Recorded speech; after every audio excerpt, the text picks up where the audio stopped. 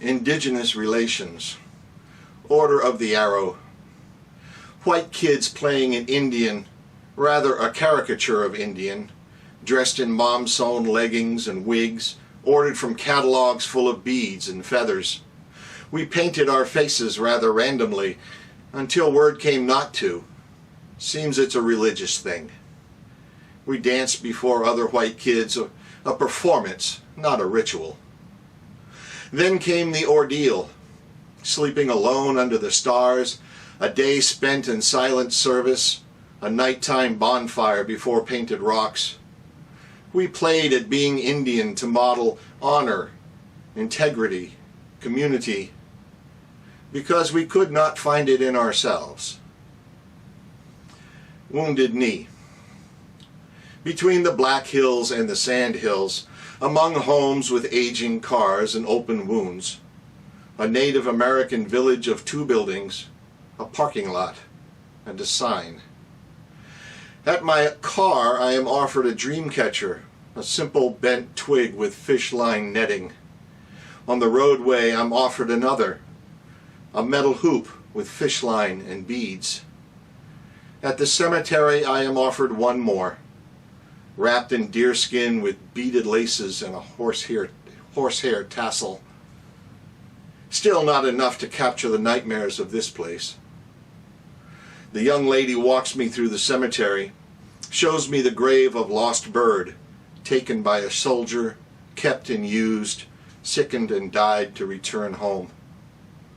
The young man asks me to donate to the annual horseback charge to remember surrender, resistance, survival. Sweat Lodge. Son of a chief living indigenous in the 21st century, you teach your language to movie stars only after you teach your culture. You speak without time, beginning when all have gathered, ending when all are completed. Speaking with horses, your manner is respectful. You are not master. You listen to their intention and invite them to play. Knowing how to relate to horses, you said, will teach us how to relate to each other. I asked you to teach me your prayer. You say your prayer is living in gratitude, not a special moment each day, but in how you move through creation. You are grateful for living of this planet, speaking your tongue, being your culture. We build the Sweat Lodge of green poles and heavy blankets and a passage at either end. It's dark and close, and hot rocks cast us into a place of challenge, question, community, an ordeal of spirit in the body. Each session ends with the flaps thrown open to the cool evening air. First session you pray. Second session we pray, although I cannot. Third session the prayer comes from above the heat, and my back aches.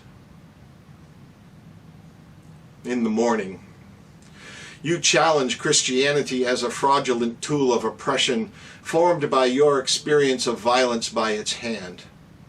I defend Christianity as a message of love, warped by an insatiable quest for power. Experience forms understanding. You stoke my discomfort, fire questions at my culture, cue my doubts. Is Christianity actually evil? Can you throw your voice in the dark? Do you only want cash from me? Does my culture have no model for virtue? I feel a new dawn rising, and I am still facing west.